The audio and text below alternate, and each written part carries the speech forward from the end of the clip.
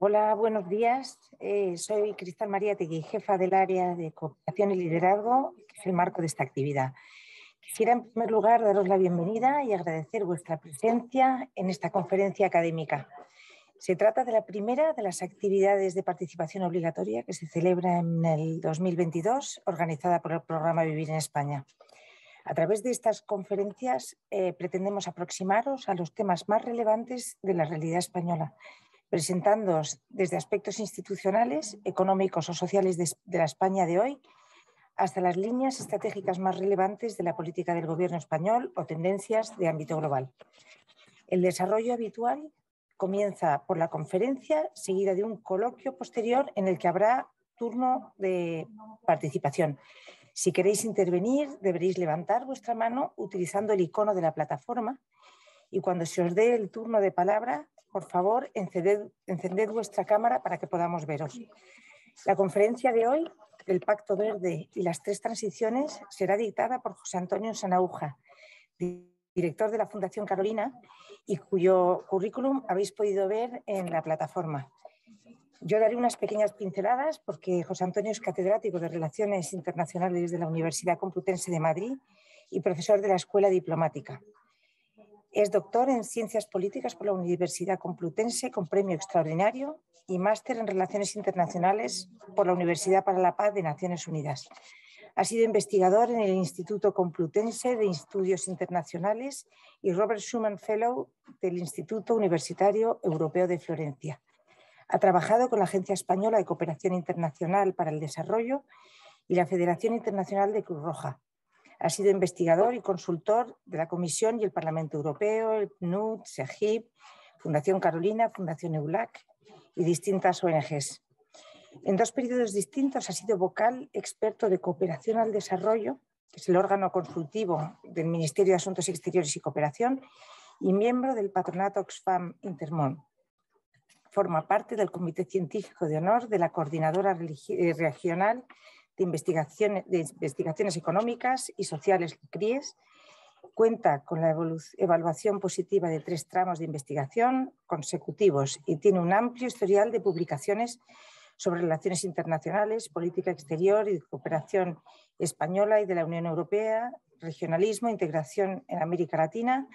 Todas están accesibles tanto en la web de Fundación Carolina como en la web de la Academia de Educación, ucm.academia.edu. Entiendo que vais a ponerlo, vamos a publicarlo en el chat, la dirección para el que os interese acceder a las publicaciones. Y sin más, doy la palabra a José Antonio. Adelante, José Antonio. Pues muy buenos días a todas y todos. Muchas gracias, Cristal, por esta generosa presentación, ¿no?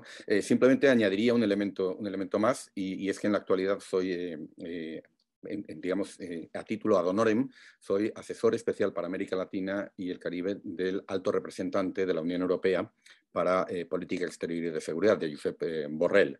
En cualquier caso, en esta conferencia hablo a título puramente académico y lo que voy a decir, los juicios, las opiniones, me gustaría aclarar que lo hago, digamos, desde esa posición y, por lo tanto, pues no afectan ni comprometen en modo alguno a ninguna de las instituciones que se han mencionado, ni la propia Fundación, ni, desde luego, el Servicio Europeo de Acción Exterior o la figura del alto representante. Miren ustedes, cuando planificamos esta conferencia, el momento en el que se encontraba Europa, América Latina, en fin, el mundo, era convendrán conmigo, bastante diferente al que tenemos ahora, ¿no? Porque, digamos, tenemos un antes y un después del 24 de febrero de 2022. Y me voy a permitir, respetando el título y el contenido de la conferencia, me he permitido adaptar algunos de los contenidos al momento histórico que estamos viviendo, ¿no? A esa invasión rusa de Ucrania, ¿no? Que significa pues, es un punto de inflexión, como ahora mencionaré, desde luego para el orden europeo, pero creo que también que para el orden global. Así que hablaré de ello y, desde luego, por supuesto, en el turno de preguntas, en el coloquio, estoy abierto a comentarios y a preguntas que queráis hacer sobre justamente ese acontecimiento y su significación para la Unión Europea, para América Latina y para el orden internacional. Con muchísimo gusto digamos, abro la conversación también a ese tema que, como decía, no teníamos previsto cuando convocamos esta conferencia, ¿no? Pero desde luego es una cuestión que no podemos hoy eludir por sus implicaciones globales, ¿no? Y quisiera justamente comenzar con una referencia, una cita del alto representante, Josep Borrell, y es que el 1 de marzo de 2022 Josep Borrell pronunció una histórica alocución en el Parlamento Europeo sobre ese acontecimiento, sobre la invasión rusa de Ucrania, ¿no? Y afirmaba en esa alocución que este es el momento en el que ha nacido la Europa geopolítica. Unos días antes, ¿no?, anunciando las sanciones adoptadas contra el invasor en ruso, la presidenta de la Comisión Europea, Ursula von der Leyen, se refería a ese hecho como un verdadero parteaguas para Europa. Y el canciller de Alemania, Olaf Scholz, en una locución en esos días ante el Bundestag, habló de un verdadero punto de inflexión, una expresión que habrán oído mencionar en estos días, un Zeitenwende en alemán, un punto de inflexión para el principal Estado miembro de la Unión en cuanto a su peso económico y político. Y a partir de ahora también tenemos que decir también en su política de seguridad y defensa, un ámbito en el que Alemania había estado relativamente retraída. La enérgica respuesta europea a esta guerra marcará, sin duda, un punto de inflexión histórico, pero se sitúa en la senda de lo que otro autor, Max Berman, ha denominado el despertar geopolítico de la Unión Europea, ¿no?, que ya asumió la Comisión von der Leyen desde su toma de posesión a finales de 2019. Y ante la crisis climática, que en muchos aspectos es una manifestación de una crisis más amplia, la crisis de la globalización, ante esa crisis climática la Unión Europea planteó ya una amplia transformación económica y social para sí misma con el Pacto Verde Europeo. A ello se le sumó el COVID-19, que también ha sido un catalizador del cambio, de las transformaciones en la Unión Europea, porque la pandemia puso de manifiesto, expuso muchas de las debilidades de la Unión Europea y ha inducido una enérgica respuesta societal y geopolítica, ¿no?, de nuevo, que comporta una amplia transformación para sí misma de la Unión Europea, una transformación social, verde y digital. Y a esas tres transformaciones alude el título de la conferencia, esa triple transición. Y esa triple transición, esa transformación social, verde y digital, es también una reafirmación del proyecto europeo ante un escenario internacional que se ha vuelto mucho más adverso para sus valores e intereses. Esa respuesta o ese despertar geopolítico de la Unión Europea contiene varios ejes interrelacionados. El primero de ellos es la respuesta ante el COVID-19. Y esa respuesta incluye acuerdos como los adoptados en julio de 2020 por el Consejo Europeo, ¿no? Un acuerdo que comportó un paquete financiero de 1,8 billones de euros, billones en español, trillions en inglés, ¿no?, que incluye, desde luego, 1 billón del nuevo presupuesto indicativo plurianual 2021-2027 y algo muy novedoso, que es el instrumento Next Generation EU, ¿no? Y el instrumento Siguiente Generación es un fondo extraordinario de recuperación que tiene 0,8 billones, 800.000 millones de euros. A ello se le suma, segundo eje, el mencionado Pacto Verde Europeo, que es el programa de gobierno de la Unión para el periodo 2019-2024.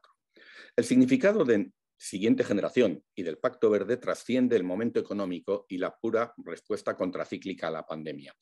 Y muestra, y esto lo voy a tratar de argumentar en esta conferencia, muestra que la Unión Europea adopta una estrategia socioeconómica, una estrategia de desarrollo que ya se distancia de la ortodoxia fiscal y financiera vigente de la crisis de 2008. El Pacto Verde, de hecho, no es una mera reedición de políticas sectoriales para la mitigación y adaptación al cambio climático o para el cuidado de la biodiversidad. Es una estrategia integral y de largo plazo con una vocación de transformación de la economía y de las sociedades europeas para asegurar la neutralidad climática en 2050. Implica una redefinición del contrato social con las generaciones presentes, pero también con las generaciones futuras. Y además pretende redefinir la posición de Europa en el mundo y en el sistema multilateral. Bueno, además de estos dos ejes, de Next Generation, la respuesta a la COVID, además del Pacto Verde Europeo, hay un tercer eje de esa importante transformación y es la búsqueda de una mayor autonomía o soberanía estratégica, se utilizan estos dos términos. Una mayor autonomía o soberanía estratégica de la Unión Europea en el mundo. Este término, autonomía estratégica, ya aparecía en la estrategia global de la Unión Europea, la estrategia global y de seguridad de la Unión que se adoptó en 2017, y estaba inicialmente vinculado a las áreas de política de seguridad y política de defensa, ¿no? Pero con la Comisión Geopolítica, la Comisión von der Leyen, que inicia su mandato en 2019, el concepto de autonomía estratégica se ha extendido a otras áreas, a la política industrial, para reducir la vulnerabilidad de la Unión Europea ante la dislocación de las cadenas de suministros, para reducir esa dependencia externa de bienes esenciales, como los microprocesadores, O, por ejemplo, en el ámbito de la seguridad energética. Esto ya estaba planteado, pero ahora, ¿no? La guerra el ataque ruso a Ucrania pues ha puesto de manifiesto la elevadísima dependencia de Europa del gas ruso, especialmente en varios países de Europa Central.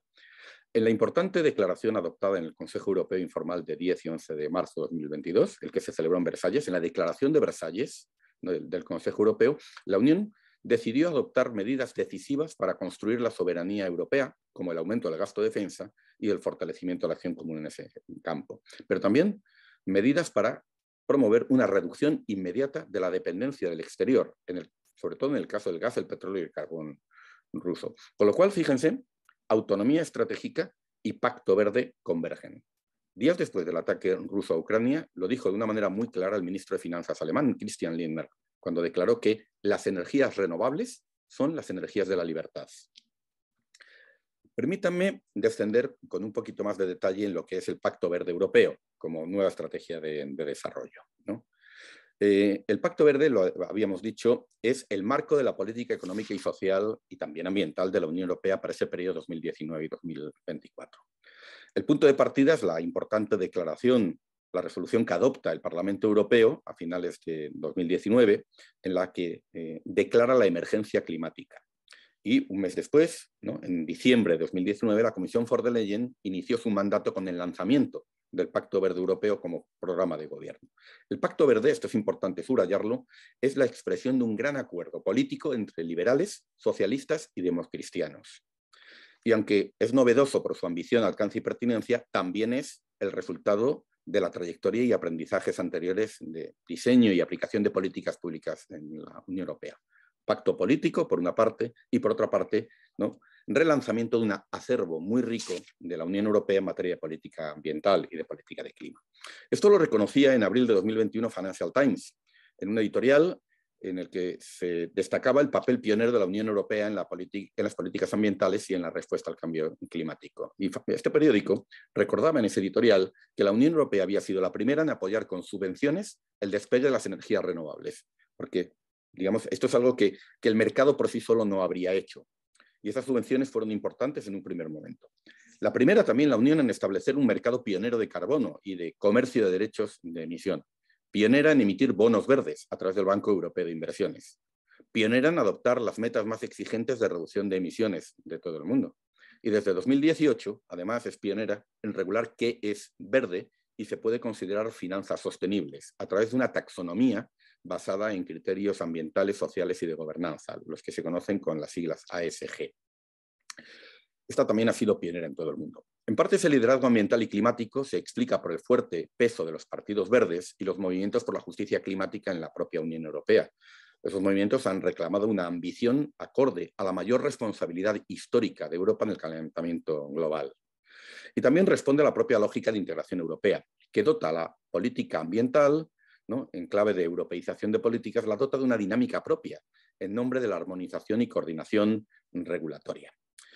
El Pacto Verde Europeo hace de la lucha contra el cambio climático la principal meta de la Unión Europea. Permítame subrayar esto, ¿no? Este es ahora el objetivo más relevante del conjunto de la acción de la Unión Europea en su conjunto, de todas sus políticas, para que ello nos permita cumplir con las metas del Acuerdo de París. Pero al mismo tiempo pretende construir una sociedad equitativa y próspera, con una economía moderna, eficiente en el uso de los recursos y competitiva. Estoy citando textualmente.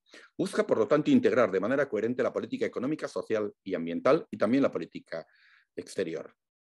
Para ello, aborda los tres principales retos ambientales: clima, biodiversidad y contaminación. Y lo hace con una matriz de política que abarca energía, industria, edificación, movilidad, agricultura y alimentación.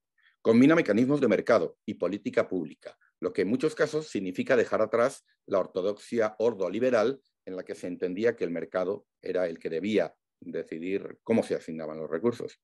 Y como pacto sociopolítico, que también lo es, pretende recuperar el vínculo de confianza entre las autoridades nacionales, regionales y locales, la sociedad civil y los sectores económicos. Esto es importante porque hoy vivimos en Europa, como en otras partes, también en América Latina, una profunda crisis de confianza de la ciudadanía en las instituciones y en el modelo económico y social. La piedra angular del Pacto Verde es la llamada Ley del Clima, que se adoptó en julio de 2021. Y esta ley del clima es importante porque establece un mandato vinculante para alcanzar 0 emisiones netas, la llamada neutralidad climática, en el año 2050. Y establece también una meta intermedia, ¿no? Y es que para el año 2030 tenemos que haber logrado reducir las emisiones que generan efecto invernadero. Entonces, tenemos que haber logrado reducir en un 55% respecto al nivel de partida de 1990. Y esto es un enorme desafío que implica muchas cosas. Implica, por ejemplo, cambiar el mix de energía con un mayor uso de fuentes renovables, mejorar la eficiencia energética, mejorando el aislamiento de los edificios.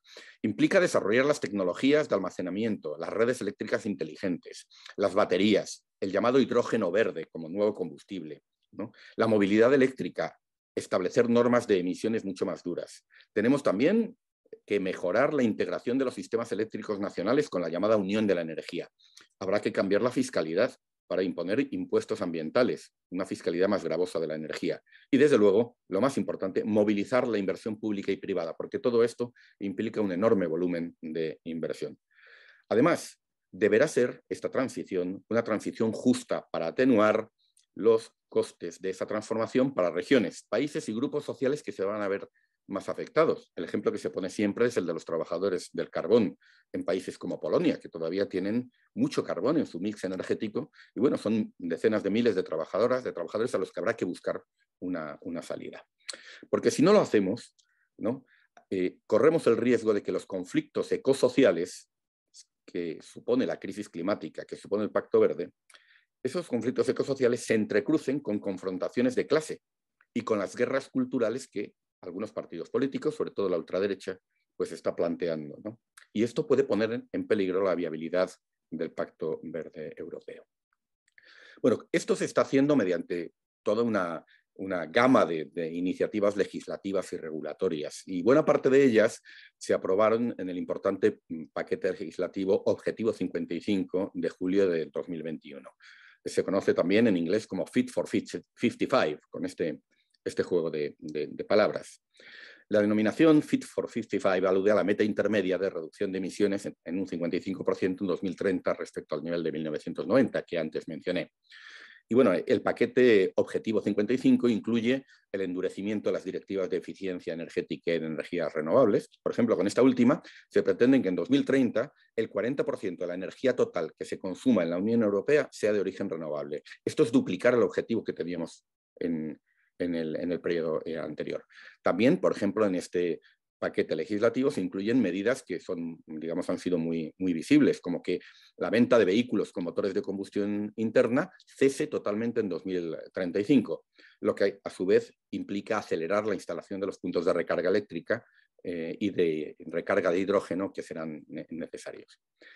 Claro, el impacto social de estas medidas, el riesgo de protestas como los chalecos amarillos, explica que ante esa propuesta de la Comisión Europea, pues haya resistencias de algunos Estados miembros. Y esto augura un proceso de toma de decisiones que va a ser complejo, incluso que algunas de las medidas tengan que rebajar su alcance, ¿no? La Comisión Europea ha previsto, en cierta forma, esto, y Objetivo 55 incluye un nuevo Fondo Social del Clima para ayudas a las familias, para la rehabilitación de viviendas, para mejorar su aislamiento, para no perder calor, para también la renovación del parque de vehículos, ¿no? y permitir, digamos, adquirir vehículos pues, más fácilmente. Y se financiará con el 25% de los ingresos procedentes de los derechos de emisión.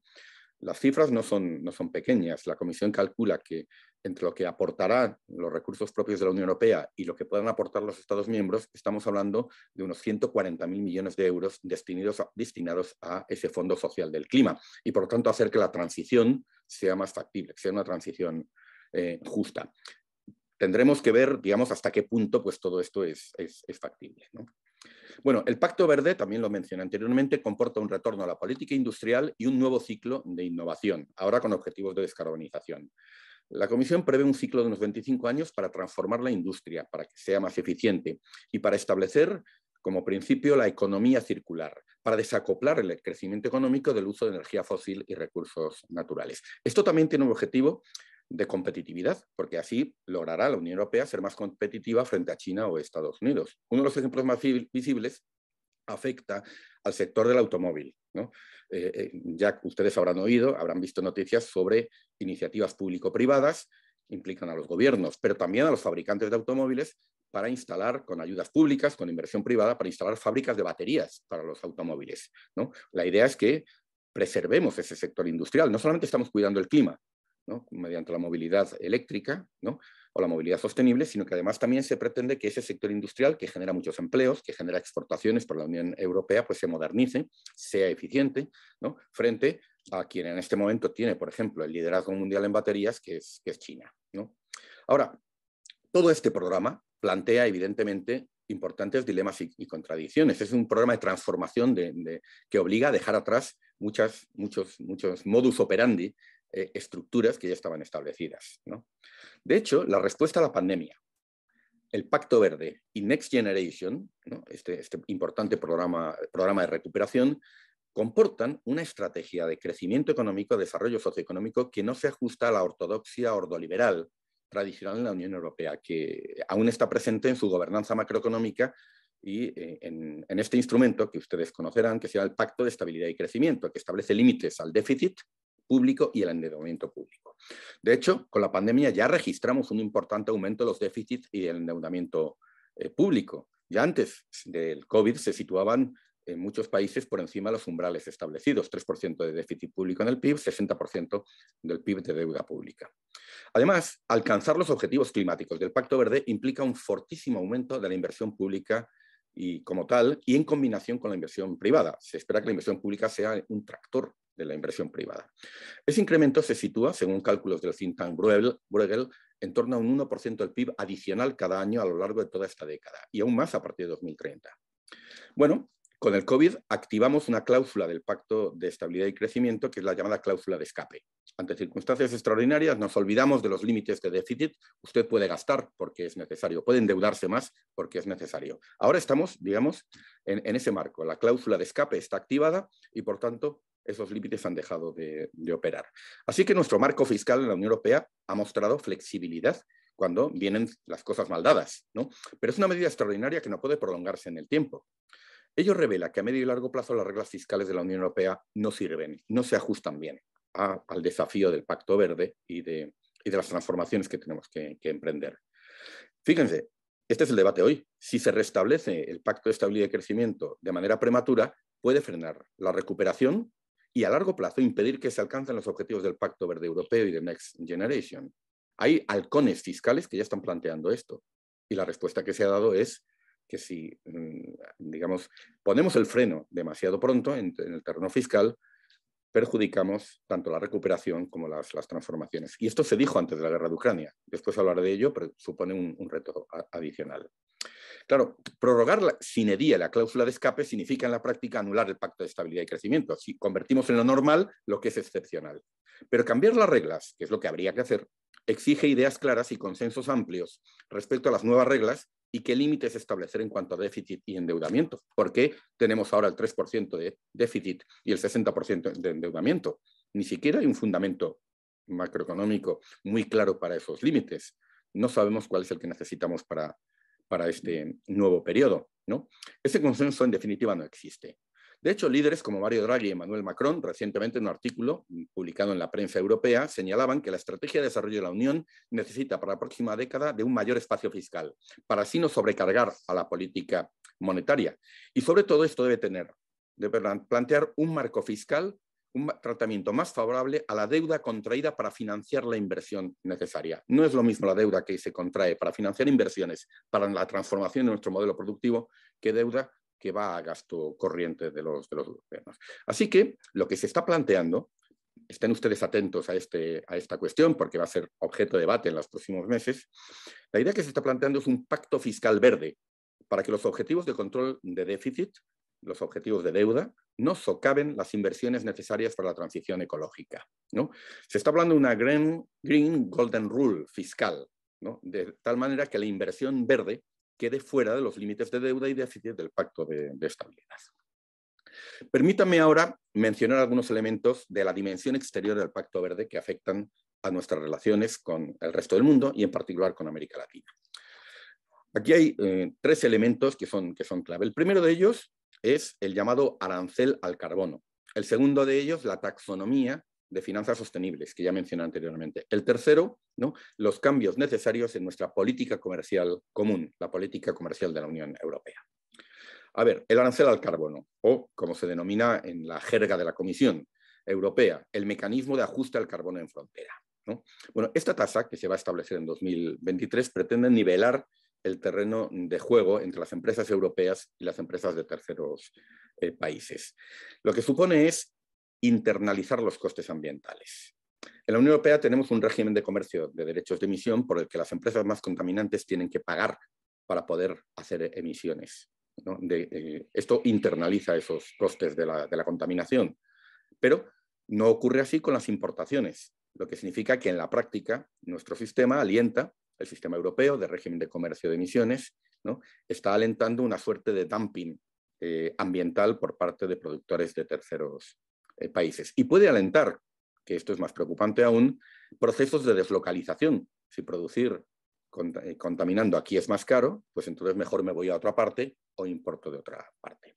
Así que el arancel al carbono se ha contemplado como un elemento esencial para nivelar el terreno de juego, poner en pie de igualdad a las empresas europeas que soportan una legislación más estricta y a las empresas de terceros países.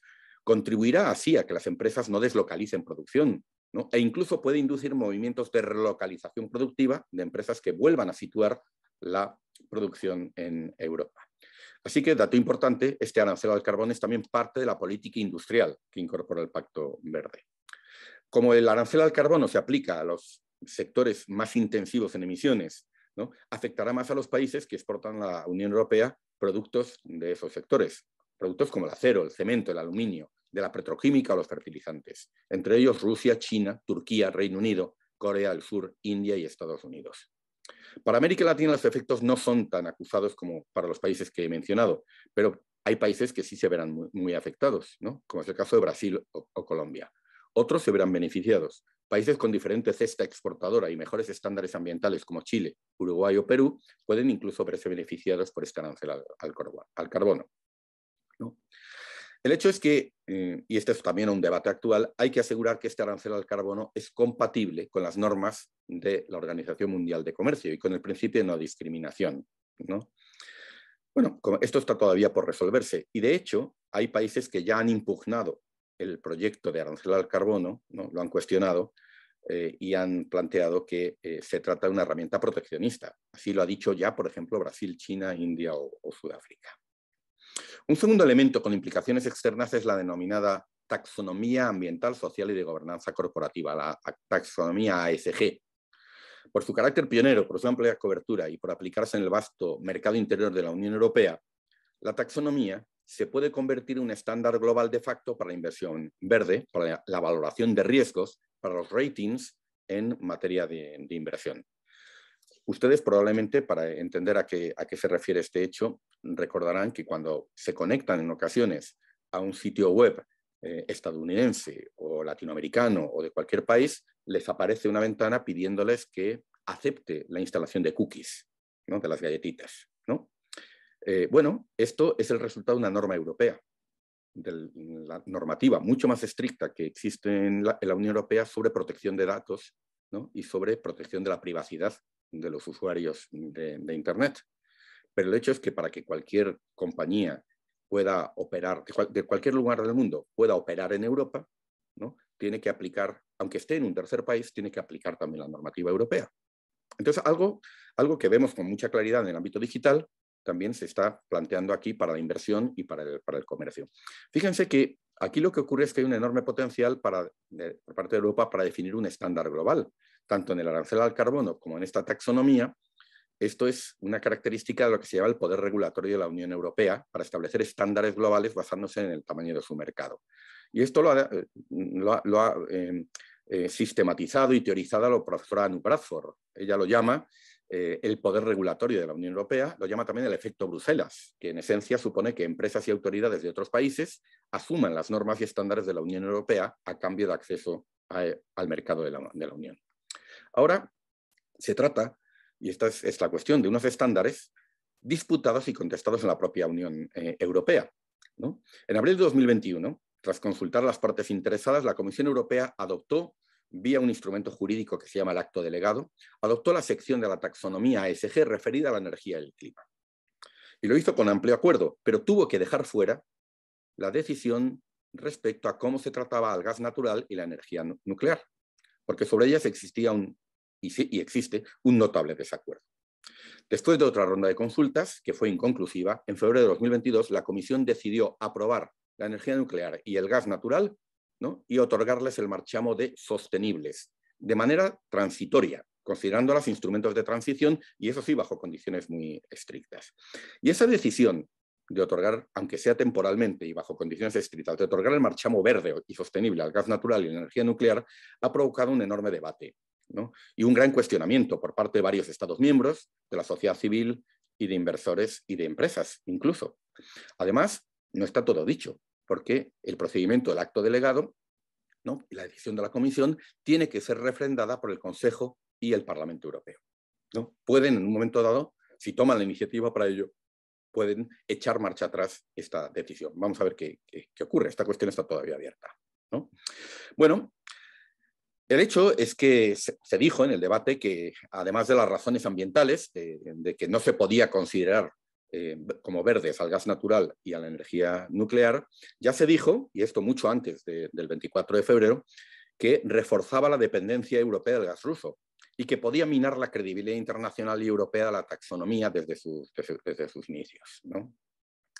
Bueno, un último elemento, y es que por su naturaleza global, por la naturaleza global de la emergencia climática, por la consideración del medio ambiente y del clima como bienes públicos globales, las metas del Pacto Verde Europeo necesitan de la cooperación internacional y, por lo tanto, tienen que convertirse en un eje de la política exterior, de las relaciones exteriores de la Unión Europea.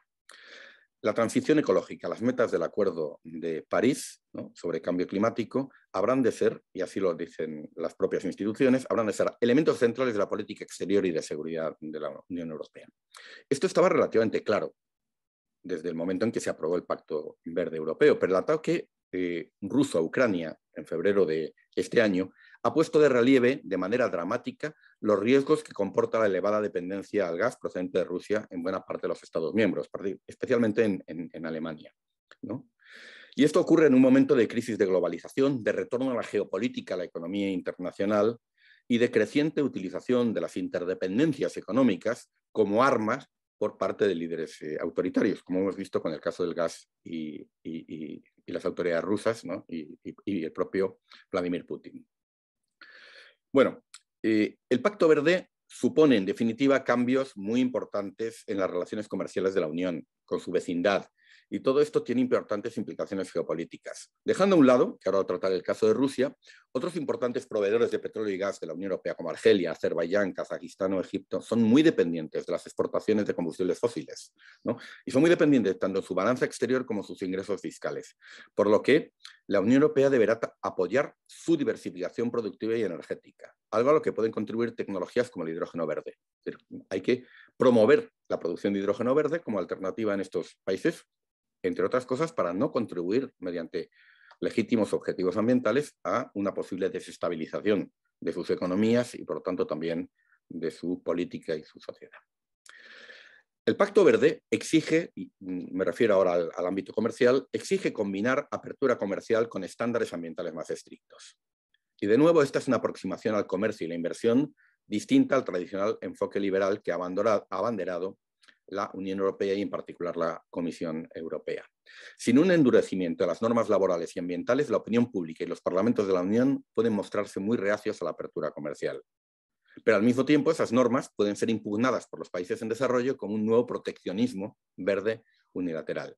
Esto, por ejemplo, lo ilustra claramente el debate que tenemos sobre Mercosur, el acuerdo de Unión Europea-Mercosur y la deforestación de la Amazonia, ¿no?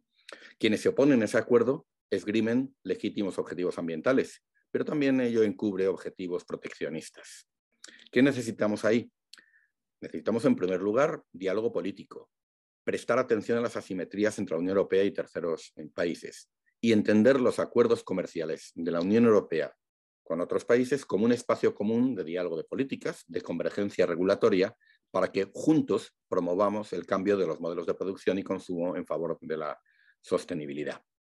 A ello puede contribuir pues, algunos instrumentos para asegurar la compatibilidad de la política comercial de la Unión Europea con el Pacto Verde, para que sea política y socialmente ambientable, ¿no? Hay que reforzar sus salvaguardas ambientales. El propio Pacto Verde Europeo planteó la necesidad de un compromiso vinculante de los acuerdos comerciales con la ratificación y aplicación efectiva del Acuerdo de París. Es decir, que tengan una cláusula ambiental análoga a la cláusula democrática, que desde los años 90 al pasado siglo tienen ya estos acuerdos. Tenemos una cláusula democrática, hay que añadir ahora una cláusula ambiental referenciada a los acuerdos de París. Me refiero ahora a ese ataque ruso a Ucrania, que ha hecho realidad los peores pronósticos sobre la dependencia europea del gas, el petróleo y el carbón de la Federación Rusa y los riesgos de utilización coercitiva del gas, ¿no? Este ataque ha revelado también el fracaso de una estrategia a largo plazo que promovió principalmente Alemania, que trataba de generar una red de interdependencias con Rusia que, a través de los intereses compartidos, debería haber promovido un mayor entendimiento y cooperación entre Europa Occidental y Europa Oriental y Rusia. Esto no ha ocurrido. De hecho, el rápido abandono del carbón en toda la Unión Europea y la voluntad de cerrar de manera paulatina las centrales nucleares en Alemania significaron, en los meses antes de la invasión, significaron una mayor apuesta por el gas natural ruso como energía de transición, y que se avanzara con proyectos de interconexión como el gasoducto ruso-alemán Nord Stream 2, cuya construcción terminó en septiembre de 2021. Ante la invasión, Alemania se vio obligada a paralizar Nord Stream 2, que no había llegado a operar, y la Unión Europea ha adoptado, como ustedes saben, las mayores sanciones económicas de su historia, con límites. El límite que la Unión Europea se ha autoimpuesto para esas sanciones a Rusia son las importaciones de gas ruso, que continúan, y la conexión al sistema de pagos SWIFT de los bancos que tramitan los pagos. Pues se alega que sin ese suministro las economías de Centro Europa sufrirían graves daños. A 4 semanas de guerra se debate intensamente si es posible reducir o cesar esas importaciones y qué costes comportaría. Centro Europa, en particular, parece no poder asumir la interrupción total de esos suministros ante la falta de fuentes alternativas. Ahora, sí podría iniciarse una rápida reducción de esas importaciones asumiendo los costes que han de atenerse, especialmente para los consumidores de menor renta. Yo le sugeriría 2 documentos que se han publicado recientemente. El think tank Bruegel, ¿no?, afincado en Bruselas, ha producido algunos informes preguntando directamente si la Unión Europea puede prescindir del gas ruso y esto qué significaría, ¿no? También hay un plan de 10 puntos elaborado por la Agencia Internacional de la Energía que se pregunta abiertamente, ¿no?, sobre cómo la Unión Europea puede prescindir del gas, el petróleo y el carbón ruso. Bueno, con estos antecedentes y otros, el 8 de marzo, hace muy poquito, el 8 de marzo de 2022, la Comisión Europea presentó el esquema de un plan para lograr la independencia energética de Rusia lo antes posible, dentro de lo establecido en el Objetivo 55. Un plan que además contempla reducir en 2/3 el consumo de gas ruso para finales de este año. En las palabras, permítame citar a la presidenta de la Comisión, Ursula von der Leyen, cuando presentó este plan. Debemos llegar a ser independientes del gas y el carbón y el petróleo ruso. Sencillamente, no podemos confiar en un proveedor que nos amenaza explícitamente. El plan tiene un título muy expresivo, se llama Repower EU, y tiene 3 componentes. El primero es la acción urgente sobre los precios de la energía, con precios regulados, impuestos temporales a los beneficios extraordinarios de las empresas eléctricas, ¿no? Y estos impuestos temporales deberían generar recursos para apoyar a los hogares y las pequeñas y medianas empresas. Y el tercer elemento son las ayudas públicas para subsidiar a las empresas más afectadas por el aumento de los costes de la energía. Otro componente, ¿no?, el segundo componente, es el aumento de las reservas de gas para hacer frente al invierno 2022-2023. En este momento nuestras reservas de gas están al 30% de la capacidad. Se plantea que, de manera coordinada y cooperativa, el 1 de octubre de 2022, ¿no?, el 90% de la capacidad de almacenamiento de la Unión Europea debe estar garantizada para poder hacer frente al invierno y a un eventual corte o reducción del suministro de gas ruso. Y el tercer componente es la aceleración de la transición energética, utilizando los fondos de Next Generation y otros recursos. Se trata de alentar la instalación de paneles solares domésticos, de sistemas de aerotermia o bombas de calor, mejoras del aislamiento, la reducción de las temperaturas de la calefacción. Habrán escuchado ustedes la polémica que se ha suscitado con la propuesta del alto representante de bajar 1 o 2 grados esa temperatura. Pero claro, eso en agregado en la Unión Europea supone un importante volumen de gas y de petróleo que deja de utilizarse. Todo esto implica agilizar los proyectos de renovables, los parques eólicos y fotovoltaicos, duplicar la producción de biogás y cuadruplicar la producción de hidrógeno verde. Todo esto, la Comisión lo ha estudiado, se puede hacer a lo largo de este año, de 2022. Y todo ello permitiría reducir nada menos que en 2/3 partes las importaciones de gas ruso a diciembre de este año. No es poco. Permítame ya terminar con algunas reflexiones de carácter más general para situar todo lo que he tratado de trasladarles en un marco más amplio. Desde la crisis de 2008, desde la crisis financiera de 2008, la Unión Europea enfrenta, digamos, una serie de crisis que se inscriben en la más amplia crisis de la globalización y del orden internacional liberal. Es en torno a 2016 cuando empiezan a ponerse en cuestión algunos de los principios de ese orden. La Unión Europea ha vivido de manera muy rápida auténticos shocks como el referéndum del Brexit, el triunfo de Donald Trump en los Estados Unidos, el avance de la ultraderecha en países como Francia, donde estuvo a punto de ganar las elecciones presidenciales en 2017, ¿no? En Europa Central también ese avance de la ultraderecha, la profunda fractura generada por la llegada de los refugiados sirios de 2015, ¿no? Que en realidad más que una crisis migratoria fue una crisis de gobernanza europea. Fíjense que solamente en 3 semanas ya hemos recibido 2 veces y media el número de refugiados sirios que se recibió en 2015 y no ha planteado ningún problema en términos de gobernanza, en términos de resistencia política. Bueno, 2015-2016 marcó ya en cierta forma un cambio de orientación en la Unión Europea. La Unión suavizó las exigencias de austeridad y control del déficit para evitar que siguiera agravándose la crisis social en el sur de Europa, que en parte alimentaba estos movimientos de extrema derecha. El Banco Central Europeo empezó a sostener a los Estados miembros y al euro, ¿no? Con un programa masivo de compra de bonos, ¿no? Recordarán el Whatever It Takes de Mario Draghi en julio de 2015, ¿no? En las negociaciones del Brexit de la Unión Europea mostró una visible unidad y firmeza, ¿no? La Comisión Juncker en aquel momento lanzó un llamado a una Europa que protege a la ciudadanía para afrontar el ascenso del nacionalismo y la extrema derecha. No fueron estas, sin embargo, respuestas comprensivas, coherentes ni de largo plazo a esa crisis del proyecto europeo. Y esas respuestas tampoco respondían en ese momento a desafíos más amplios, como los planteados por la crisis de la globalización económica, la aparición de un nuevo modelo productivo basado en la robotización, la automatización y la digitalización. Todo aquello mostraba el rezago tecnológico de la Unión Europea y además suscitaba temor e incertidumbre en las sociedades europeas ante los efectos de ese cambio tecnológico en el empleo, la protección social y las oportunidades para la siguiente generación. Las encuestas de ese momento y de ahora nos dicen que en Europa cunde el pesimismo y se asume que la siguiente generación va a vivir peor que la de sus padres, ¿no?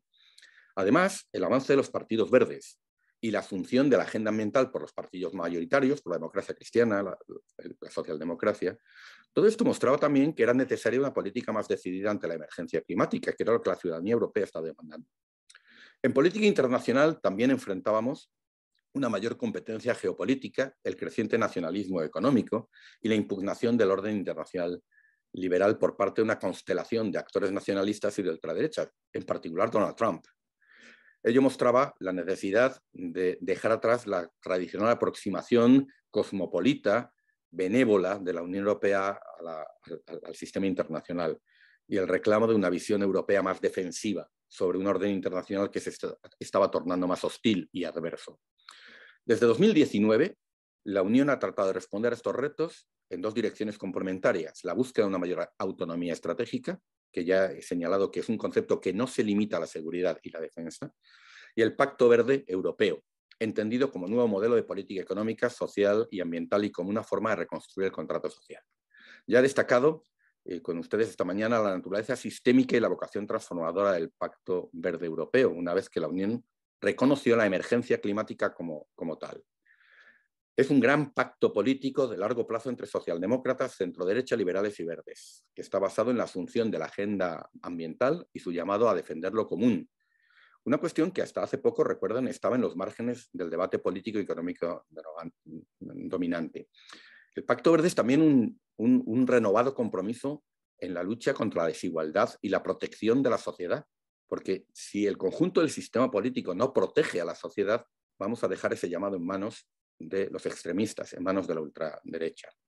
Supone dejar atrás una larga etapa de políticas de austeridad y pone en cuestión la obsesión neoliberal con el equilibrio presupuestario.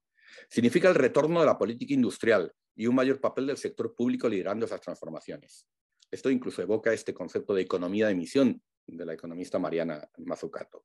Con ello, la Unión Europea parece asumir que la economía global ha entrado en una nueva fase de desglobalización y de repliegue de las cadenas productivas, motivada por el cambio tecnológico y por razones geopolíticas.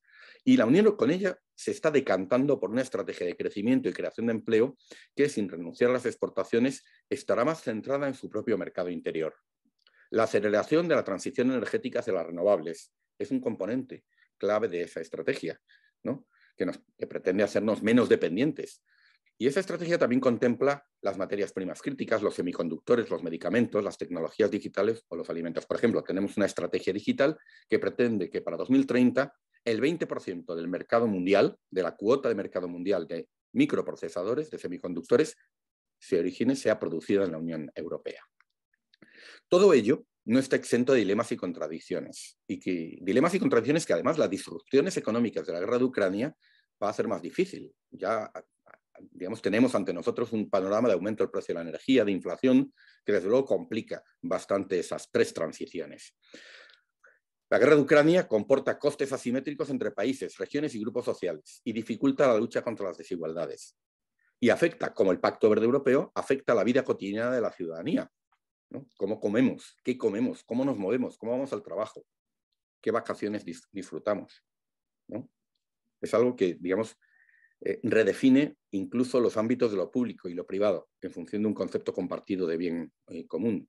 Todo esto está siendo y va a ser objeto de disputa y de confrontación social y política. Y vamos a ver, el propósito es que surja de ello un nuevo consenso verde y social, ¿no? Pero desde luego no hay que descartar nuevas tensiones en torno al proyecto europeo. El Pacto Verde Europeo, además, está siendo y va a ser un eje central de la política exterior y de seguridad de la Unión, al promover la seguridad energética. Moldeará su identidad internacional y sus relaciones con el mundo. Y como revela de manera dramática el ataque ruso a Ucrania y la elevada dependencia de la Unión Europea del gas ruso, la adopción de un nuevo modelo económico y social basado en la descarbonización y la autonomía y la soberanía estratégica son cuestiones que están indisolublemente unidas. El alto representante de la Unión para la política exterior y de seguridad, al que citaba al inicio, ¿no?, en su alocución al Parlamento Europeo, lo dijo el día 1 de marzo. Este es el momento en el que ha nacido la Europa geopolítica. Ello condicionará la dimensión exterior del Pacto Verde y la diplomacia climática de la Unión Europea. Si la Unión Europea no logra asociar a otras potencias como Estados Unidos o China en el esfuerzo de descarbonización, puede adelantar un acercamiento a los países afectados a China, en particular entre China y Rusia, ¿no? Y este es un movimiento geopolítico que ante la guerra de Ucrania cobra un sentido más amplio. El ataque ruso a Ucrania, como anuncia el programa Repower EU, supone una enérgica intervención pública en los mercados de energía. Comporta un notable esfuerzo de algo de lo que no se hablaba hace tiempo, de planificación, ¿no? Sitúan a Next Generation, al Pacto Verde, en una lógica que evoca una auténtica economía de guerra. Ilustra de nuevo la irrupción de la geopolítica en la economía globalizada y las implicaciones del uso coercitivo de las interdependencias económicas. Eso que en el mundo anglosajón se denomina la weaponization, que es difícil traducción al castellano, la weaponization de las interdependencias económicas. El COVID-19, ¿no? Fíjense que todo esto tiene además importantes implicaciones también económicas y para nuestro modelo económico. El COVID-19 significó la suspensión de las reglas fiscales y la inédita aprobación de un fondo de reconstrucción extraordinario, Next Generation. La guerra de Ucrania es también un choque exógeno, con efectos asimétricos para los Estados miembros en cuanto a los costes de las sanciones, la energía, la inflación o la atención a la población refugiada. No será lo mismo los costes que tenga que asumir Polonia a los que tenga que asumir Portugal. Y más allá de la unidad y resolución que la Unión Europea ha desplegado con las sanciones, se requerirá, como en la pandemia, una respuesta económica y fiscal a escala europea y de momento no la tenemos. Y llama la atención sobre lo ocurrido en el Consejo Europeo Informal de Versalles de 10 y 11 de marzo, porque se habló de esta cuestión, ¿no? Y tan significativo es lo que se acordó como lo que no se acordó. Y sobre esto no hubo todavía acuerdo. Más bien pareciera que ha primado de momento la posición alemana, y es que cada Estado miembro se las apañe como pueda con su propio presupuesto. en mi modesta opinión, esto no va a ser sostenible. Y aquí también va a ser necesaria una respuesta europea colectiva como la que tuvimos con la pandemia. La interacción de la crisis de la globalización, la desigualdad, la emergencia climática, la pandemia del coronavirus y la reaparición de la guerra en Europa, fíjense qué panorama, ¿no? Pues todo ello representa lo que en sociología histórica denominamos una coyuntura crítica, un momento de encrucijada, un momento en el que el devenir histórico se abre en múltiples posibilidades, en el que las fuerzas sociales y políticas pugnan por definir esos futuros posibles. La respuesta al COVID-19, el Pacto Verde Europeo y la soberanía y la autonomía estratégica de la Unión Europea son los ejes de nuestra particular respuesta, de un despertar geopolítico de la Unión Europea que parece responder a esa coyuntura crítica. De nuevo, y con esto termino, resuena la reflexión que Jean Monnet dejó en sus memorias. Cito textualmente: Europa se forjará en las crisis y será la suma de las soluciones adoptadas para esas crisis. Fin de la cita. Frente a los relatos más escépticos sobre la Unión Europea, el extraordinario despliegue de voluntad y medios frente a esos retos, el COVID, la pandemia, la emergencia climática y ahora la guerra, todo esto es una vindicación del regionalismo, de la acción colectiva frente a las soluciones nacionales, de la relevancia de la integración regional, una muestra de la relevancia de la capacidad material y simbólica de la Unión Europea. Nos ha dado un sentido de propósito y una narrativa renovada para la construcción europea, de su importancia para la ciudadanía y del lugar de Europa en el mundo. Y este es el futuro, en definitiva, que nos estamos jugando en este momento. Muy bien. Muchísimas gracias por su atención y estoy a su disposición para comentarios, observaciones y preguntas y respuestas.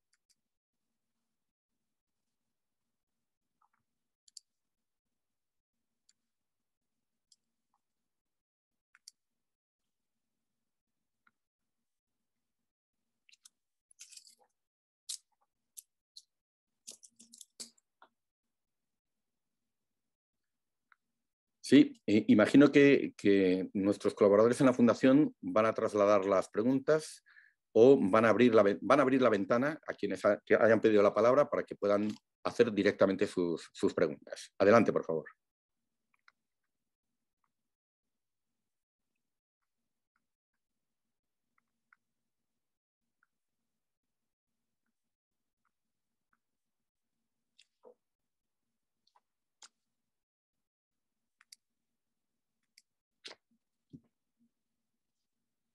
Sí, parece que tenemos una intervención de Ramiro Humberto López Solís. Sí, hola, muchas gracias, José Antonio. Increíble la ponencia, me gustó mucho. Mi pregunta es sobre la energía nuclear, ¿verdad? La mencionaste brevemente, ¿verdad? Pero yo quería saber tu opinión sobre, primero, por qué fue que pues, principalmente Alemania, ¿verdad?, decomisionó las energías nucleares, con qué elementos tomó esa decisión y por qué tiene tanta mala reputación, ¿no? Sabiendo que hay energía nuclear de nuevas generaciones, ¿no? Mucho más seguras. Y si ves como una reversión, ¿no?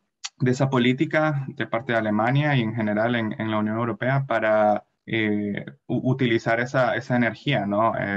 Como puede ser para el periodo de transición o de manera más permanente. Gracias. Muchas gracias, Ramiro.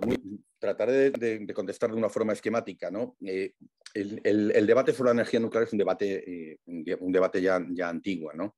Y yo creo que el gran cambio en torno a la consideración de la energía nuclear se produce con los accidentes, el accidente de Fukushima, ¿no? El accidente de Fukushima, en particular en Alemania, marca un antes y un después, ¿no? Y lo que encontramos es que la energía nuclear, que había sido, digamos, apoyada por los partidos mayoritarios, por la democracia cristiana y por la socialdemocracia, con la canciller Merkel en particular, un dato que no es menor, ¿no? que es científica de formación, la canciller Merkel, digamos, impulsa un viraje de la democracia cristiana a Alemania en favor de la desnuclearización. Y es a partir de ese momento que Alemania, particularmente, adopta un compromiso de decomisionar efectivamente sus plantas nucleares. Claro, la paradoja es que eso hizo Alemania mucho más dependiente del gas ruso, ¿no? En un proyecto geopolítico, que además venía de tiempo atrás, de tratar de involucrar a Rusia en una red de interdependencias que la trajera a la casa europea. Mencioné antes que esto es lo que ahora se ha puesto en cuestión. Justamente el momento del ataque ruso coincide con el momento en el que tenía que abrirse un nuevo gasoducto, Nord Stream 2, ¿no? Y que en este momento pues, es muy difícil imaginar que eso pueda abrirse, a no ser que haya un cambio de régimen en Rusia. Entonces, Alemania experimenta este giro. Y cuando se produce el debate sobre la taxonomía ESG, la posición alemana fue de cuestionamiento de la energía nuclear en favor del gas, ¿no? Y abogó por el mantenimiento del gas, eso sí, como energía de transición dentro de la taxonomía. La posición de Francia, como es bien sabido, fue exactamente la contraria. Francia, desde los años 70, como respuesta a la crisis del petróleo, tiene su mix de energía, es el país de la Unión Europea con más peso de la energía nuclear, tiene además una fortísima industria nuclear, ¿no?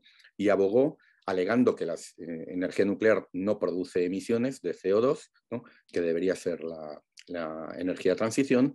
Y bueno, al final la Comisión Europea, fíjense que nada menos que 2 de los Estados miembros más importantes no se ponían de acuerdo, adoptó la solución salomónica de incluir a ambas, ¿no? Y dejar que sea el Consejo y el Parlamento quien en un momento dado, ¿no? Si lo consideran así, tumben esa normativa o pidan su modificación, porque tienen la capacidad de hacerlo con los actos delegados. No voy a meter mucho en la cuestión jurídica de cómo se hace esto, pero bueno, tienen esa potestad. Otros Estados miembros han tomado distintas posiciones. Por ejemplo, España, ¿no? Adoptó una posición muy, muy firme contra la energía nuclear, no tanto con el gas, ¿no? Entonces, ese es un poco el debate que hemos tenido. Bueno, ¿y dónde estamos ahora con esta cuestión? Esto de lo que está hablando efectivamente es de la energía nuclear, la que conocemos en este momento. Es decir, no precondiciona en modo alguno que a medio plazo, porque desde luego no es algo que se vaya a producir a 2030, ¿no? Que vayamos a tener un parque de centrales de fusión nuclear comerciales viables, ¿no? Es decir, esto no lo condiciona en absoluto, esta es una tecnología nuclear que puede tener el futuro. El problema que se ha planteado y el debate sobre la sostenibilidad es con las actuales centrales es que no, digamos, no incluyen, no internalizan los costes de la gestión de los residuos nucleares, ¿no? Y la objeción se defienden porque no emiten CO2, se cuestionan, ¿no? Porque los residuos dejan una patata caliente, nunca mejor dicho, pues a decenas, si no siglos, por venir.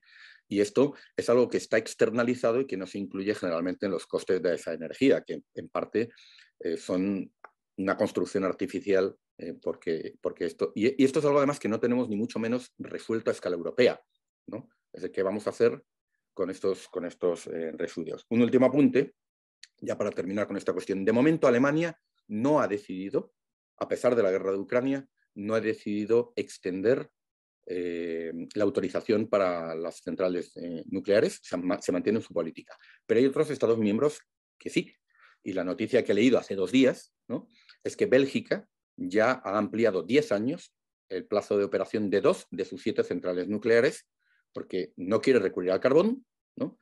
Y bueno, el escenario a medio plazo es un escenario de escasez de gas, ¿no? De precios altos, justamente por algo que no preveíamos inicialmente, ¿no? Que era ese ataque ruso, ¿no? Bueno, podemos luego tener también una conversación más sobre relaciones internacionales y política internacional sobre esa cuestión, pero permítaseme decir que aunque Estados Unidos había alertado de la inminencia y de la seguridad del ataque ruso, yo creo que la inmensa mayoría no dimos crédito a esa afirmación estadounidense.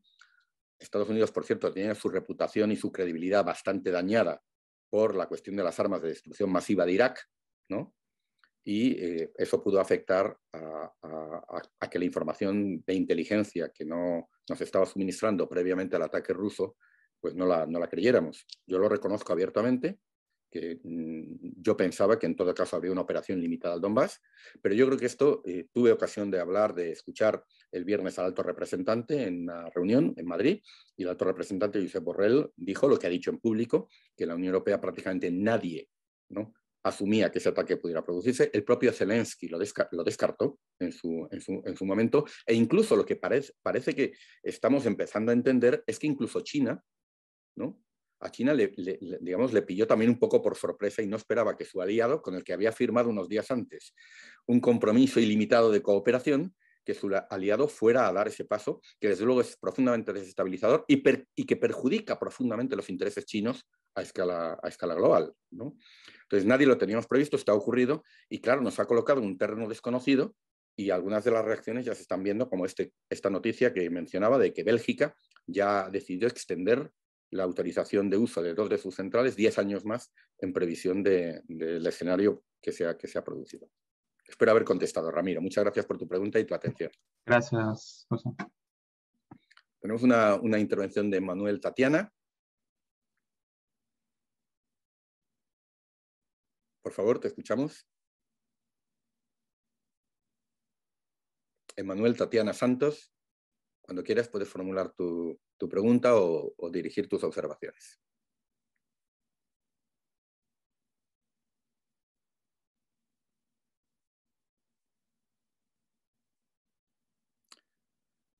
Sí, Manuel Tatiana, no te escuchamos.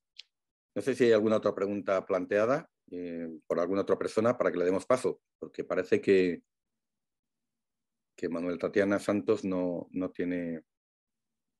Sí, Lisette Rodríguez.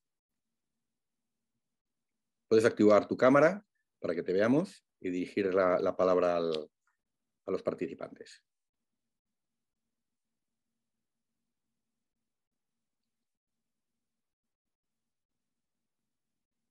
Sí, Lisette Rodríguez, por favor. ¿Puedes abrir tu micrófono y tu cámara? Ahí está. Ahora te veo. Sí, Lisette Rodríguez. Buenos días. Buenos días. Muy interesante la conferencia. Sí, mira, yo hago estudios de doctorado, te saludo desde Barcelona y mi área de trabajo es la sostenibilidad en la edificación. Precisamente en febrero, hace 3 semanas, se presentó ya por la Comisión Europea el marco Levels, que es la construcción de 16 indicadores para medir la sostenibilidad en el sector de la edificación, específicamente en el hábitat, en vivienda y en oficinas. Esto es un paso importantísimo porque lo que busca es uniformizar los criterios de sostenibilidad en todo el espacio europeo, en la comunidad, en la Unión. Y para todo tipo de certificaciones, inclusive la LEED, la de SRAE 90.1 de Estados Unidos, ¿no? que es la más utilizada en el mundo. Entonces, yo voy a hacer mi pregunta. En concreto, cuando yo planteé mi postulación para la beca de estudio de doctorado, yo planteé claramente el estado del arte en este tema.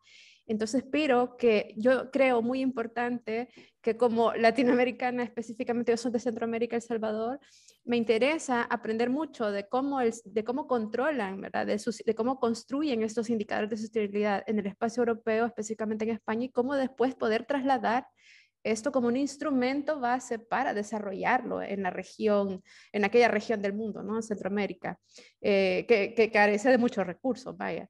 Entonces, mi pregunta es que habiendo dado este paso y en esta coyuntura que has planteado perfectamente, y también con el tema de la energía nuclear, que es otro tema, porque podemos dar muchos pasos hacia la sostenibilidad, pero si la matriz energética no es sostenible y consume recursos no renovables fósil, estamos en el mismo sitio. Realmente no estamos avanzando hacia el horizonte 2050, ¿no?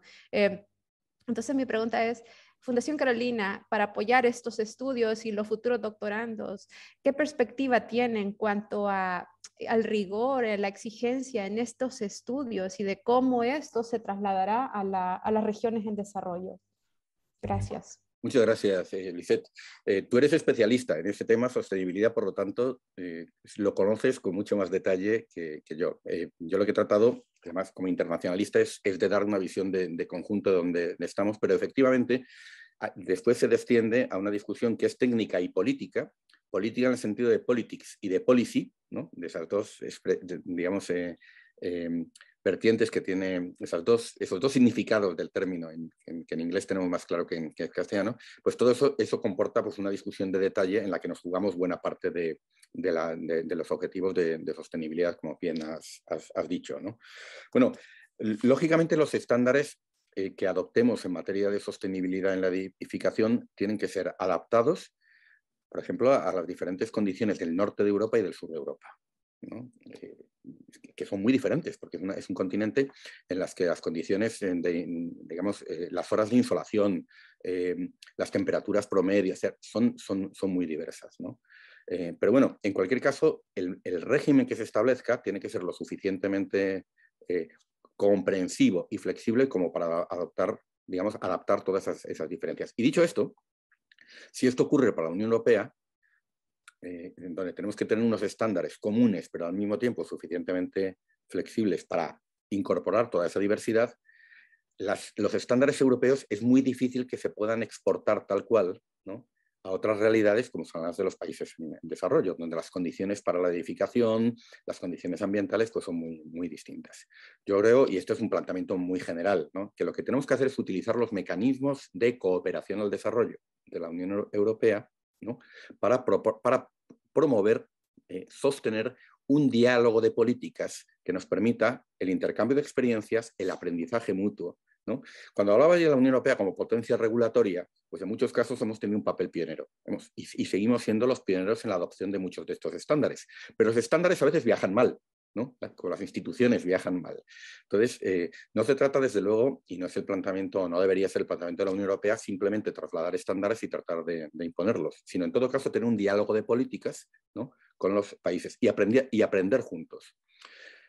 Nosotros estamos trabajando desde la Fundación en ese sentido, en promover un enfoque de la cooperación al desarrollo más novedoso, más avanzado, que se llama Development in Transition, desarrollo en transición.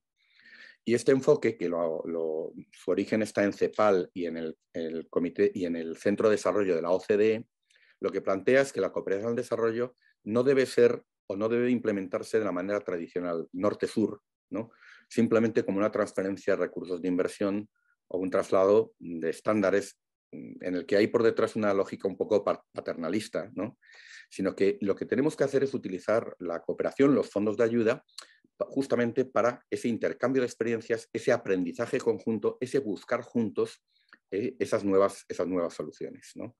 Y bueno, hay programas como Euroclima, por ejemplo, la Unión Europea, que ya están trabajando en esa materia, y hay ámbitos como el de, por ejemplo, de las políticas urbanas, ¿no?, de sostenibilidad urbana, de movilidad urbana sostenible, donde yo creo que podríamos hacer mucho más en esa materia.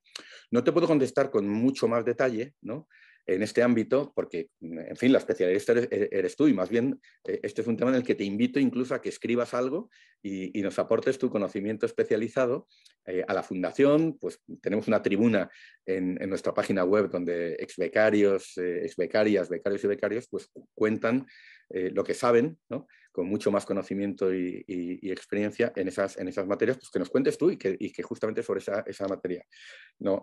Y luego, ¿qué hacemos? Pues aparte de promover este enfoque de desarrollo en transición, en la Fundación lo que hacemos justamente es tratar de apoyar becas y áreas de conocimiento justamente en estas áreas, ¿no? Nuestro patronato, en enero de este año, pues aprobó un plan de actuación para 2022 que da continuidad a lo que ya veníamos haciendo, ¿no?, de apoyo a las 3 transiciones. Esto no solamente es el título de la conferencia, sino también esta triple transición social, ecológica y tecnológica y digital preside nuestro programa de actuación, y tratamos de que eso se traduzca en la oferta formativa, pues, de másteres que estamos promoviendo, ¿no? Tenemos también ahora, no sé si Emmanuel, Tatiana, ya tienes la posibilidad de hablar. Tenemos a Armando Quesada. Emmanuel, Tatiana, es tu turno, que te habíamos dejado atrás porque no podías hablarnos. Si quieres ahora intervenir, por favor. Gracias. Gracias, Lisette. Si no, Armando Quesada. Y luego tenemos una pregunta de Diego Cortón por escrito que leeré después porque no tiene posibilidad de utilizar su micro. Armando, es tu turno. Sí, hola, buenos días. Muchas gracias Con tu por la cámara, conferencia. si puedes, para que así podamos verte también. Ya, sí, es que tengo problemas técnicos con la cámara, entonces prefiero dejarlo así, si no es problema. Te lo admitimos. No vamos a pensar que estás en pijama. No, es jamás. Gracias. Bueno, Armando, somos todo oídos. Claro, quería preguntarle con respecto a lo que me parece a mí que ha sido una tardanza de la Unión Europea en cuanto a realizar esta transición a energías verdes. Quiero decir, pareciera obvio para todos en este momento que fue necesaria una crisis de esta magnitud para que la Unión Europea se comenzara a plantear seriamente la transición energética. Eso me resulta muy curioso porque, bueno, yo vengo de Costa Rica, es un país pequeño, es un país pobre, y que aún así el 99% de la energía es producida de manera ecológica. Entonces me sorprende ver que los países grandes y ricos les haya costado tanto realizar esa transición. Quisiera saber cuál es su explicación para esa tardanza, si es un asunto de simplemente de intereses económicos o no sé, es muy difícil hacer un cambio tan radical en el sistema, o cuál es la razón, en su opinión. Bueno, gracias, Armando. A ver, lo digo con sana envidia, ¿no? Todos quisiéramos ser Costa Rica, en el sentido de alcanzar ese 99 o 90% de renovables en el mix energético. Eso es extraordinario. Ahora, convendrás conmigo que Costa Rica tiene unas condiciones que no son fácilmente, no se encuentran en otros lugares, ¿no? Es decir, Costa Rica, por ejemplo, tiene un potencial realizado además en energía hidráulica que no tenemos en este páramo castellano, ¿no? Andaluz, ¿no? Bueno, páramo es una exageración, pero nosotros tenemos unas condiciones climatológicas mucho más difíciles, ¿no? Yo creo que en la Unión Europea se ha hecho esta idea de transición viene de mucho antes, ¿no? Otra cosa es que la guerra de Ucrania nos obligue a tomar conciencia de las implicaciones geopolíticas que esto tiene, pero la Unión Europea, claro, digamos, por su nivel de industrialización, por su nivel de consumo de energía, ¿no? Y por sus condiciones climatológicas es mucho más dependiente de los combustibles fósiles, ¿no? Quizás también como resultado de decisiones equivocadas en el pasado, ¿no? Pero insisto que es que no tenemos el potencial que tiene Costa Rica. En general, América Latina, vamos a ver, América Latina, no solamente Costa Rica, la matriz energética del conjunto de América Latina, y esto es algo que se pone en valor en las negociaciones climáticas, la energía renovable tiene muchísimo más peso que en el resto del mundo, ¿no? Y esto es un dato muy positivo, ¿no? Una pregunta que tenemos que hacernos es si esto es el resultado de que los gobiernos latinoamericanos, las economías latinoamericanas, hace muchos años fueran ambientalmente más conscientes y optaran por la sostenibilidad desde hace medio siglo. Hombre, a mí esto me parece que es un poco forzar las cosas, ¿no? Y yo creo que hoy celebramos que Costa Rica tenga esta matriz, pero me pregunto si esa matriz es el resultado de que en los años 50 del pasado siglo Costa Rica apostase por la sostenibilidad porque ya tenía claro el problema del cambio climático. En fin, me parece que eso sería forzar un poco la argumentación. Pero el hecho es que hoy América Latina tiene esta matriz y tiene un peso de renovables que es un evento muy positivo para su transición. Y eso hace que los retos estén en otros ámbitos. Nosotros tenemos que descarbonizar la industria. También tenemos que descarbonizar el transporte. Pero, por ejemplo, América Latina, un reto muy importante que tiene que abordar es la descarbonización del transporte. Nosotros vamos más rápido, por ejemplo, también tenemos más recursos, ¿no?, en la electromovilidad, en la introducción de movilidad sostenible privada. Pero hay ciudades latinoamericanas que van por delante de las nuestras en la introducción de autobuses eléctricos. Entonces, bueno, como esto no es una carrera, sino es una carrera contra el cambio climático, no es una carrera o no debiera ser, lo que tenemos es que justamente aprender de esas experiencias positivas que tenemos en ambas regiones, ¿no?, y tratar de avanzar juntos, ¿no?, hacia eso. Para nosotros, Ucrania es una auténtica conmoción, pero lo va a ser, y lo es por nuestra elevada dependencia del gas ruso. El 40% de las importaciones de gas natural de la Unión Europea en su conjunto vienen de Rusia, el 60% en Alemania, ¿no?, cerca del 80% en Polonia, el 100% en Bulgaria. Fíjense en la situación en la que están esos países ahora. La opción de cortar el gas del día a la mañana, además sancionando así a la agresión que ha encabezado Rusia, que ha encabezado Putin, es que esa opción directamente no existe, ¿no? Ahora podemos hacer análisis forense y decir, bueno, es que teníamos que haber sido más independientes. Hombre, también ahí había una apuesta geopolítica. La Unión Europea logró el entendimiento entre franceses y alemanes a base del carbón y el acero.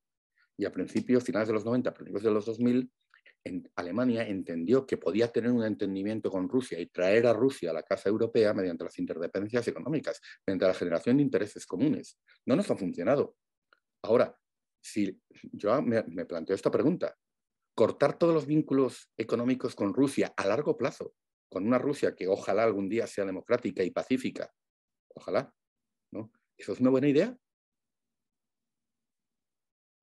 Lo dejo sobre la mesa para la discusión también esta cuestión, porque ahora en el calor de las sanciones y en el calor de la agresión, sí, afirmamos que hay que cortar con Rusia, pero la idea de aislarla completamente, de convertir una isla económica de la autarquía con un régimen autoritario, eso a largo plazo es lo que queremos. ¿Queremos una nueva guerra fría en Europa y en el mundo?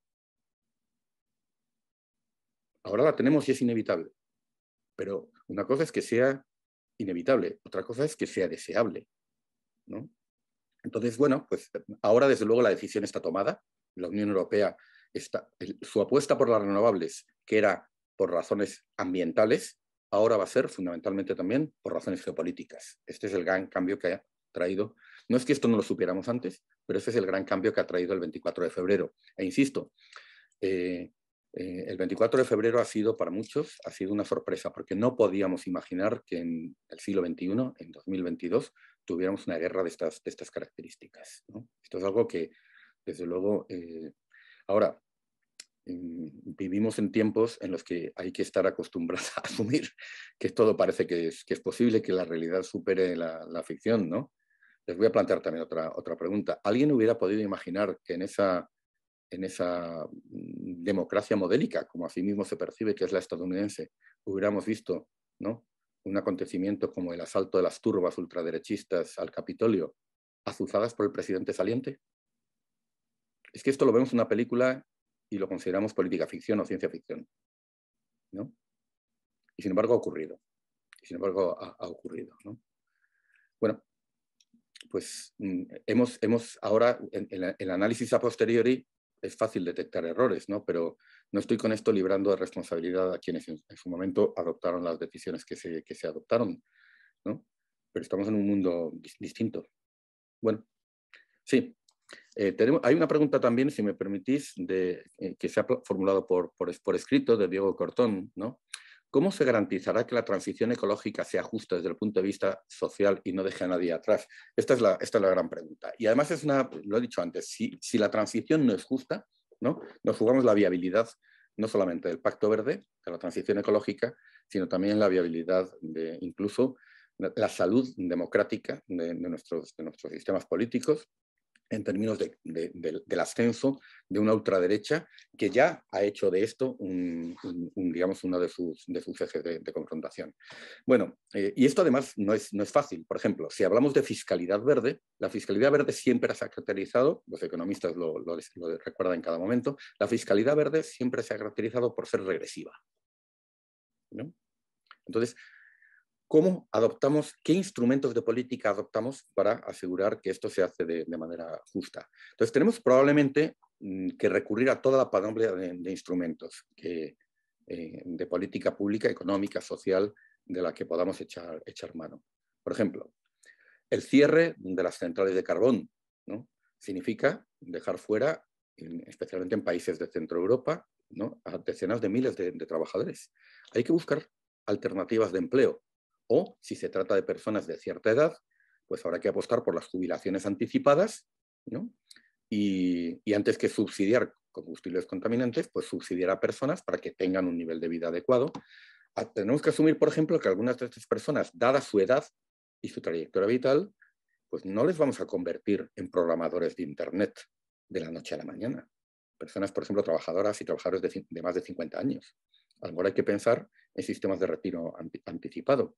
Habrá que pensar en alternativas económicas.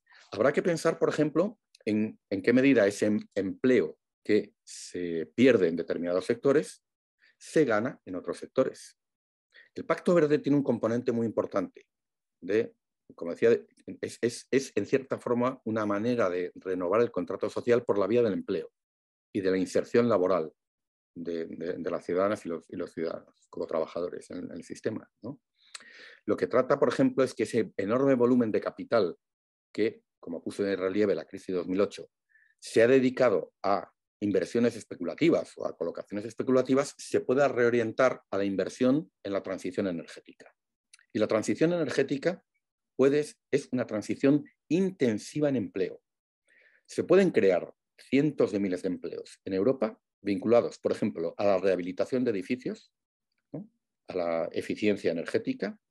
Se pueden generar miles de empleos con toda la renovación que es necesaria hacer en materia de movilidad, por ejemplo, con la instalación de los puntos de recarga eléctricos, de los puntos de recarga de hidrógeno. La revolución solar que supone poblar de paneles solares todos los tejados de las viviendas de la Unión Europea, esto es altamente intensivo en empleo, ¿no? Entonces, todo este empleo significa empleo con remuneraciones justas, es parte de esa transición. Y significa ofrecer a los europeos alternativas de empleo, ¿no?, respecto a los empleos que se pierden, que les puedan permitir ganarse la vida decentemente, ¿no?, que puedan seguir sosteniendo los sistemas de protección social, que puedan seguir sosteniendo los sistemas impositivos. Entonces, este yo creo que también es un componente muy, muy importante. No se trata solamente de una lógica de subsidios o de ayudas, sino de reorientar la inversión productiva y el empleo, el crecimiento y el empleo a sectores nuevos, a sectores que la transición ecológica va a traer. Espero con esto haber respondido a Diego Cortoni, ¿no? Bueno, antes se había asomado Emanuel, Tatiana, que te echábamos de menos, tenías un problema de conexión. Disculpa, pido una disculpa. Quería hacer una pregunta a un nivel, creo que un camino un poco diferente, pero veo que pues la cuestión de la transición energética hacia una economía más verde, estamos muy dependientes de las instituciones, de los gobiernos, pero a un nivel personal, ¿cuál es nuestro papel como becarios de la Fundación Carolina? ¿Qué es lo que nosotros podemos hacer? Además de un nivel así profesional, y cuál es el mensaje que nosotros tenemos el deber de pasar como parte de esta institución. Bueno, muchas gracias. Es una pregunta casi de filosofía política, ¿no? Mira, yo creo que la generación más joven, sois una generación que viene con una conciencia ambiental muchísimo más fuerte, ¿no? Es decir, y además traéis una legítima preocupación, ¿no?, por el futuro, ¿no?, por el empleo, por la protección social, por las oportunidades que tienen que abrirse. Entonces, yo creo que si el mensaje que podéis transmitir es que ambas cosas están ligadas, que nos estamos jugando el futuro del planeta, ¿no?, pero también nos estamos jugando el futuro profesional, ¿no?, las trayectorias vitales de la siguiente generación. Llamó la atención sobre el hecho de que el programa de recuperación europeo, con el que además se da un gran impulso al Pacto Verde, ¿no?, se llama Next Generation EU, ¿no? Entonces, son políticas para la próxima generación, las que estamos haciendo. Entonces, estamos tratando de orientar la inversión a sectores que tienen que generar empleo y promover la sostenibilidad. Entonces, vuestra formación, la que estáis recibiendo, y vuestro desempeño profesional tiene que contribuir de manera decisiva a ese vínculo entre sostenibilidad y un modelo social y económico que sea viable y donde quepamos todos, y como decía hace unos minutos Diego Cortón, que no deje a nadie atrás, ¿no? Y eso puede hacerse de muchas maneras, desde las administraciones públicas, entendiendo que tenemos que regular las cosas de otra manera. Se puede hacer desde el sector empresarial, ¿no?, digamos, a través de nuevos emprendimientos empresariales que van a estar ligados a esa transición. Hay multitud de nuevos negocios que van a tener que abrirse, ¿no?, para asegurar la sostenibilidad. Por ejemplo, en la economía circular. Por ejemplo, en la renovación del parque automovilístico. Por ejemplo, ¿no?, en la movilidad sostenible, ¿no?, en la edificación sostenible, ¿no? Hay mucho por hacer, ¿no? Y también, desde luego, en el plano personal. A mí hay debates que son muy del día y que a veces se politizan en el barro, en el fango del día a día, como por ejemplo los que tienen que ver con las cosas que tenemos que comer, ¿no? Pues mire usted, ¿no?, el hecho de comer más o menos carne no es una decisión individual que uno toma en nombre de la libertad individual de cada cual. Decía antes de una manera muy genérica en la conferencia que el Pacto Verde, que la emergencia climática redefine los contornos de lo público y lo privado en una nueva consideración del bien común. Permitirme una referencia a un prócer latinoamericano, Benito Juárez. Así, entre los individuos como entre las naciones, el respeto al derecho ajeno es la paz. Pues eso afecta también a la cuestión ambiental. Es decir, que usted, por ejemplo, en vez de optar por la movilidad sostenible, se compre un vehículo, ¿no?, con un motor de 8 cilindros en V y que consuma 20 litros a los 100, esto no es una decisión que usted adopta individualmente en ejercicio de su libertad. El agregado de esas decisiones condiciona el presente y el futuro, porque significa que usted está externalizando costes ambientales y está perjudicando el derecho ajeno al que se refería Benito Juárez. Por lo tanto, ¿no? Y esto es una paradoja que viene desde ya de mucho tiempo atrás.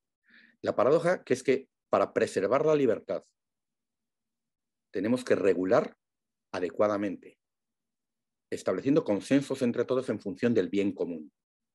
Y esto significa que también en el debate público podemos intervenir como ciudadanas y como ciudadanos haciendo entender que las cosas cotidianas, cómo vamos al trabajo, qué comemos, si comemos más alimentos procesados o menos alimentos procesados, ¿no? A qué temperatura ponemos la calefacción ahora que tenemos una crisis energética. Que estas pequeñas decisiones no son, digamos, no ponen en juego la libertad individual, sino que con ellas estamos discutiendo el bien común dentro del cual la libertad individual tiene que ejercerse. Entonces yo espero también de las carolinas y los carolinos, ¿no?, una comprensión avanzada de ese bien común y de cómo a fin de cuentas estos son problemas colectivos que afectan a todas las decisiones que adoptamos en nuestra vida, incluso a las aparentemente más cotidianas y banales, ¿no?, que como encender o apagar la luz o fijar la temperatura, pues todo esto suma al final y son cuestiones importantes. He ido de lo más general a lo más particular. Espero, Tatiana, pues haber respondido a tu observación. Muchas gracias. A ti. No sé si tenemos más preguntas o comentarios.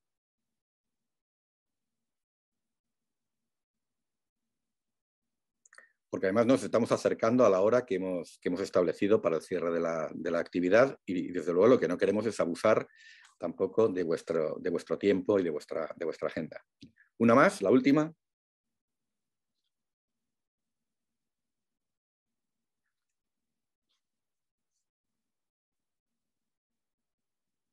Sí, hay una pregunta efectivamente aquí de Cecilia Freire, ¿no?, que ¿cree usted que la ejecución de la economía circular logrará convertirse en una decisión política que aporte a los países de la Unión Europea con los países latinoamericanos?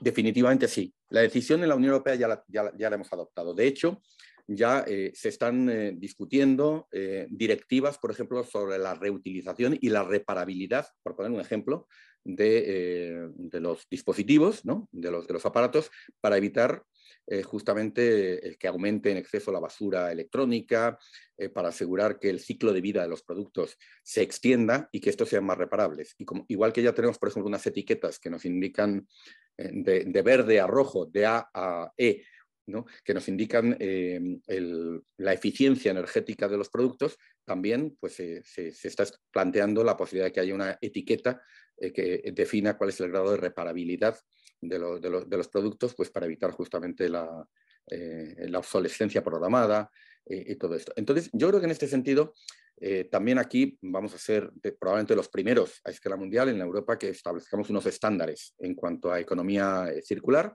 Y mi impresión es que estos estándares pues, van a ser una referencia, ¿no?, para otras regiones del mundo, para otros actores que podrán tomarla o no, ¿no?, a la hora de definir sus propios estándares. Pero la economía circular, desde luego, creo que es un imperativo y lo es también en América Latina, ¿no? Es parte del esfuerzo colectivo que tenemos que hacer, ¿no? Espero con esto, Cecilia, haber respondido. Una última ya, para no extendernos mucho de la hora prevista. Ricardo Morán, que vemos tu mano levantada. Adelante. Sí, tu micro, ¿puedes abrirlo, por favor, Ricardo? ¿Está abierto? Sí, listo. Sí, ahora sí. Muy buenos días, un gusto estar aquí. Excelente tu presentación, me ha encantado. Bueno, yo soy físico, becario de Fundación Carolina. Tuve la oportunidad, el gusto. Y bueno, con lo que has dicho me ha parecido muy importante lo que has dicho. Bueno, desde el punto de vista, desde mi conocimiento, sé que el uso de tecnologías es de gran importancia para estos objetivos que se está buscando. Por ejemplo, adquirir nuevas tecnologías que permitan un desarrollo energético más eficiente, ¿ya? Entonces, bueno, yo creo que no es posible descarbonizar, quitar el uso del petróleo, del carbón de inmediato, sino de una forma paulatina. Pero esto va a durar muchos años, mucho tiempo, porque lograr que la tecnología que tenemos aún eh, sea más eficiente, pueda ser utilizada a un nivel europeo y Dios quiera a un nivel global, va a llevar muchos años. Me preguntes, ¿cómo va a sobrellevar a Europa, más que todo que está más presente en este conflicto, por lo que ha pasado con Ucrania? ¿Cómo va a sobrellevar Europa este proceso, este cambio de paradigma que sufre, que lo ha llevado, ¿no? ¿Cómo va a afrontar la recesión económica? ¿Cómo va a afrontar o cómo podría de una manera bueno, que a los habitantes, a la gente no lo afecte de una manera tan, tan grande que los obligue a que aumente los niveles de pobreza? ¿O cómo, cómo podríamos hacer o cuáles serían las decisiones que ayudarían a que estos problemas bueno, que se han presentado se puedan resolver de una manera muy estable, de una manera más... Muy bien. Gracias, Ricardo. Hombre, yo soy optimista y creo que lo que hemos visto en términos tecnológicos en estos últimos años nos indica en parte el camino y hace posibles cosas que hace unos años pues eran menos factibles, ¿no? Piensa, por ejemplo, en el avance que ha experimentado la energía solar fotovoltaica, ¿no? En este momento, la energía solar fotovoltaica es extraordinariamente eficiente y extraordinariamente barata, ¿no? Y tenemos además la posibilidad de instalar paneles solares a nivel doméstico, ¿no? Y lograr una rebaja muy importante de la factura de la luz en muchos lugares, ¿no? Esto ya se puede hacer, ¿no? Y son cambios, además son tecnologías, la instalación, por ejemplo, de solar fotovoltaica es relativamente barata en términos de inversión y por lo tanto es accesible para los países en desarrollo. Otras tecnologías cuestan más. Por ejemplo, estamos en la fase de la electromovilidad, ¿no? de los automóviles eléctricos, en las que las tecnologías de baterías que tenemos en este momento todavía son caras y no hemos alcanzado las economías de escala necesarias para abaratar los costes. Entonces, en esa fase de transición, las economías avanzadas, que disponemos de los recursos para ello, pues estamos optando por una lógica de subsidios, ¿no? Next Generation, por ejemplo, aporta recursos para la sustitución de coches viejos, contaminantes, con motores de combustión interna, por coches eléctricos o híbridos enchufables, ¿no? Y bueno, esas ayudas son importantes. Si me permites un apunte casi personal, un viejo auto que teníamos en nuestra familia se ha achatarrado, ¿no? Se ha sustituido por uno eléctrico, la ayuda europea asciende a 7.000 euros, lo que significa prácticamente una cuarta parte del coste del vehículo. Todavía es un poco más caro que el equivalente de gasolina, ¿no?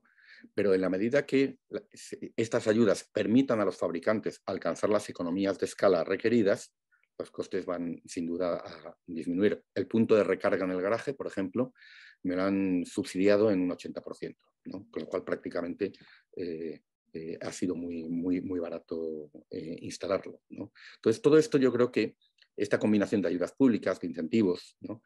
Van a acelerar indudablemente la transición hasta el momento en el que, digamos, algunas de esas tecnologías se difundan lo suficiente para que se pueda, digamos, disfrutar de la ventaja que comporta. Un dato, por ejemplo, que es también bien conocido. Un auto eléctrico es mucho más sencillo de fabricar y mucho más sencillo de mantener, más barato de mantener que un auto equivalente de motor de combustión. No tiene caja de cambios, requiere muchas menos piezas, tendrá que pasar muchísimo menos por el taller, no necesita cambiar de aceite, ¿no? Es cierto que tenemos un problema, un cuello de botella con las baterías.